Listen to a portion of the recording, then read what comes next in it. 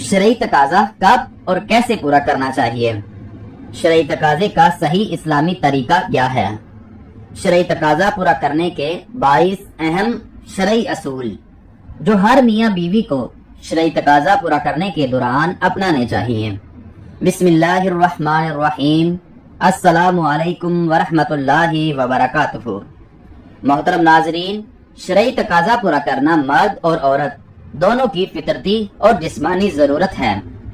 قدرت نے انسانی نسل کی افزائش اور جنسی اور جسمانی لذت حاصل کرنے کے لیے مرد اور عورت کا جوڑا بنایا ہے۔ شرعی تقاضا پورا کرنا میاں بیوی کے لیے نہ صرف جائز عمل ہے بلکہ بدکاری، زناکاری اور غیر مردوں اور غیر عورتوں سے بچنے کے لیے ایک بہت بڑی ڈھال ہے۔ لیکن شرعی تقاضے کے بارے میں اسلامی اور شرعی اصولوں سے عدم واقفیت اور لا علمی کی وجہ سے اس جائز اور حلال عمل میں بھی گناہوں کا ارتکاب ہوتا رہتا ہے۔ اسی لیے شرعی تقاضا پورا کرنے کے دوران ان 22 شرعی اور طبی اصولوں کو مد نظر رکھنا ضروری ہے۔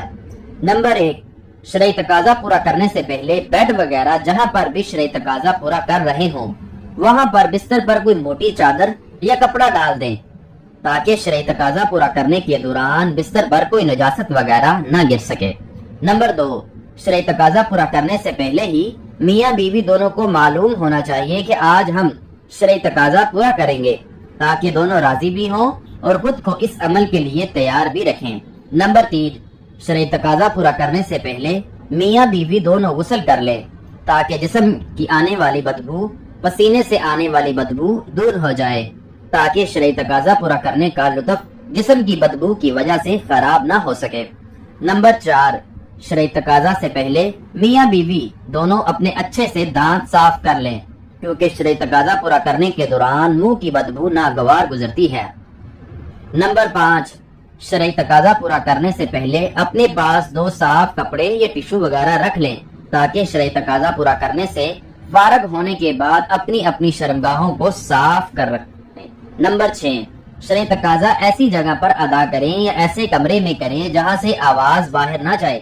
اکثر شرعی تقاضا پورا کرنے کے دوران میاں بیوی جب لذت حاصل کرتے ہیں تو وہ لذت والی آوازیں نکالتے ہیں، یا اگر مرد اور عورت شرعی تقاضے کے دوران کوئی بات کرتے ہیں تو کسی تیسرے کے کانوں تک نہ پہنچے۔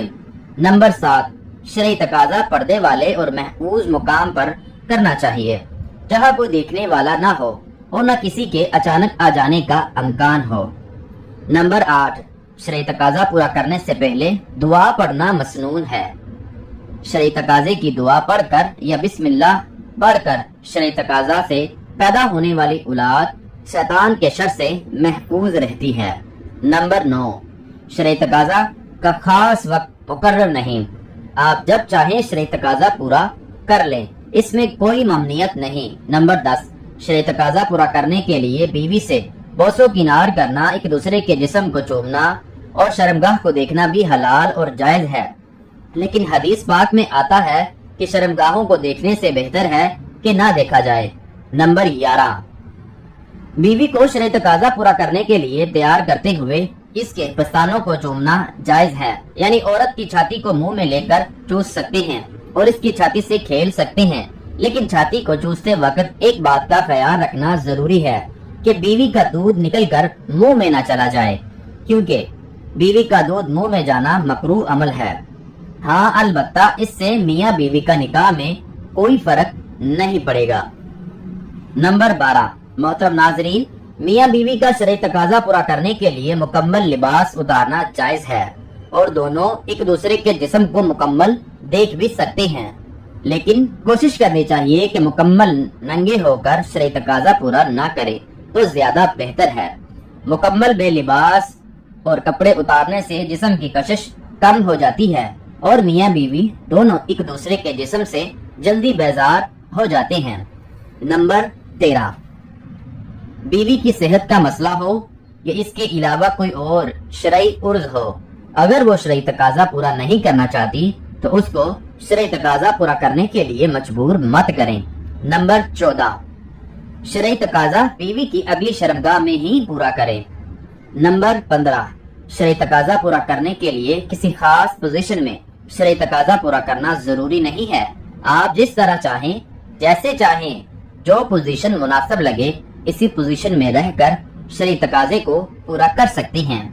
یعنی اگر شرعی تقاضا پورا کرنے کے دوران مرد اوپر ہو اور عورت نیچے یا اس کے برعکس کوئی بھی پوزیشن ہو، تمام جائز ہیں۔ شرط یہ ہے کہ مرد اپنا عضو عورت کی اگلی شرمگاہ میں ہی داخل کرے۔ نمبر 16، شوہر کے لیے اپنی بیوی کی شرمگاہ کو چومنا اسلام کی پاکیزہ تعلیمات کے خلاف اور بے حیائی کا عمل ہے۔ محترم ناظرین، اسی طرح بیوی کے لیے بھی مرد کا عضو منہ میں لینا بے حیائی کا عمل ہے، اور یہ کام شوہر اور بیوی دونوں کے لیے طبی طور پر بھی بیماریوں کا سبب بن سکتا ہے۔ اس عمل سے بچنے کی کوشش کرنی چاہیے۔ نمبر 17، بیوی کی پچھلی شرمگاہ یعنی پیچھے کے راستے پخانے والی جگہ پر شرعی تقاضا پورا کرنا حرام ہے۔ اللہ پاک نے ایسے شخص پر لعنت ڈالی ہے جو عورت کی شرمگاہ اور پچھلی شرمگاہ میں جاتا ہے۔ نبی کریم صلی اللہ علیہ وسلم نے بھی ارشاد فرمایا ہے کہ جو شخص اپنی بیوی کے دبر میں یعنی پیچھے والے راستے میں آتا ہے وہ مالعون ہے۔ نمبر 18، 5 حالات میں بیوی سے شرعی تقاضا پورا کرنا حرام ہے۔ اگر کوئی شخص ان 5 حالاتوں میں سے بیوی سے شرعی تقاضا پورا کرتا ہے تو سخت گنہگار ہوگا۔ پہلے، جب عورت حیض کی حالت میں ہو جسے پیریڈز بھی کہتے ہیں، اس دوران شرعی تقاضا پورا کرنا حرام ہے۔ دوسری، نفاس کی حالت میں یعنی جب عورت کو بچہ پیدا ہونے والا ہو تو خون چلتا ہے جسے نفاس کہتے ہیں، اس دوران شرعی تقاضا پورا کرنا حرام ہے جب تک کہ بچہ پیدا ہونے کے بعد آنے والا خون رک نہ جائے۔ شرعی تقاضا پورا نہیں کرنا چاہیے اور اس خون آنے کی مدت 35 سے 40 دن تک کی ہوتی ہے۔ لیکن اگر عورت اس سے پہلے ہی پاک ہو جائے تو پہلے ہی شرعی تقاضا پورا کرنا جائز ہے۔ تیسری، روزے کی حالت میں شرعی تقاضا پورا کرنا حرام ہے۔ رمضان کی راتوں میں شرعی تقاضا پورا کرنا جائز ہے، لیکن دن کے وقت روزے کی حالت میں شرعی تقاضا پورا کرنا سخت گناہ ہے۔ چوتھی، اعتکاف کی حالت میں شرعی تقاضا پورا کرنا حرام ہے، چاہے آپ مسجد میں بیٹھے ہوں یا گھر کے اندر۔ اگر اعتکاف کی نیت سے ہیں تو جب تک پورا نہ ہو جائے شرعی تقاضا پورا نہ کیا جائے۔ پانچواں، احرام کی حالت میں بھی شرعی تقاضا پورا کرنا حرام ہے، چاہے وہ احرام عمرے کا ہو یا حج کا ہو، شرعی تقاضا پورا کرنا حرام ہے۔ نمبر 19، شرعی تقاضا پورا کرنے کے دوران مرد اور عورت دونوں کا فارغ ہونا بھی ضروری ہے۔ اکثر دیکھا گیا ہے کہ مرد فارغ ہو کر فون سے عورت سے علیحدہ ہو جاتا ہے۔ عورت کے فارغ ہونے تک مرد کو چاہیے کہ وہ اپنی بیوی سے علیحدگی اختیار نہ کرے۔ اگر مرد ایسا کرے گا تو میاں بیوی میں دوریاں پیدا ہونا شروع ہو جائیں گی، اور کثرت سے عورت کو فارغ کیے بنا چھوڑنے سے میاں بیوی کے درمیان نفرت پیدا ہو جاتی ہے۔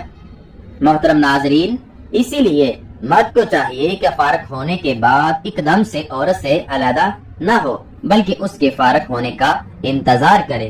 نمبر 20، مرد کی شرمگاہ کا عورت کی شرمگاہ میں داخل ہونے سے ہی مرد اور عورت دونوں پر غسل واجب ہو جاتا ہے، چاہے منی کا انزال ہو یا نہ ہو، غسل کرنا واجب ہو گیا۔ نمبر 21، میاں بیوی کی شرعی تقاضا پورا کرنے کی باتیں اپنے دوستوں، اپنی سہیلیوں یا کسی اور رشتہ دار سے شیئر کرنا بے حیائی کی علامت ہے۔ احادیث مبارکہ سنیے۔ نبی کریم صلی اللہ علیہ وسلم نے شرعی تقاضا پورا کرنے کی باتیں دوسروں سے شیئر کرنے سے سختی سے منع کیا ہے۔ ہاں، البتہ کسی بات کا علم نہیں یا کسی بات کی سمجھ نہیں آتی تو وہ باتیں کسی ڈاکٹر یا حکیم یا متعلقہ شخص سے نالج لینا یا پوچھ لینا یا جواب دینا جائز ہے۔ نمبر 22، شرعی تقاضا پورا کرنے کے فوراً بعد غسل جنابت کر لینا بہتر ہے، لیکن اگر وقتی صرف استنجا کر لیا جائے تو بھی کوئی حرج نہیں، تاہم اس کے بعد آنے والی نماز کا وقت ختم ہونے سے پہلے غسل کرنا ضروری ہے تاکہ نماز قضا نہ ہو۔ میاں بیوی کا اکٹھے غسل کرنا جائز ہے۔ ناظرین، یہ تھے شرعی تقاضا پورا کرنے کے 22 خاص اصول، جن کو اپنانے سے آپ کی آزمائش زندگی خوشگوار رہے گی اور شرعی تقاضا پورا کرنے کے دوران آپ کو کسی قسم کی مسائل کا سامنا نہیں کرنا پڑے گا۔ ان اصولوں کو اپنا کر آپ شرعی طور پر بھی شرعی تقاضا پورا کرنے کو سر انجام دے پائیں گے اور طبی طور پر بھی آپ کے لیے فائدہ مند ہے۔ اللہ تعالیٰ سے دعا ہے کہ اللہ تعالیٰ میرا سنانا اور آپ کا سننا اپنی بارگاہ الہی میں قبول و منظور فرمائے۔ امید ہے آپ کو ویڈیو پسند آئی ہو۔ اگر ویڈیو پسند آئی ہو تو لائک کریں اور چینل کو سبسکرائب کریں۔ جزاک اللہ۔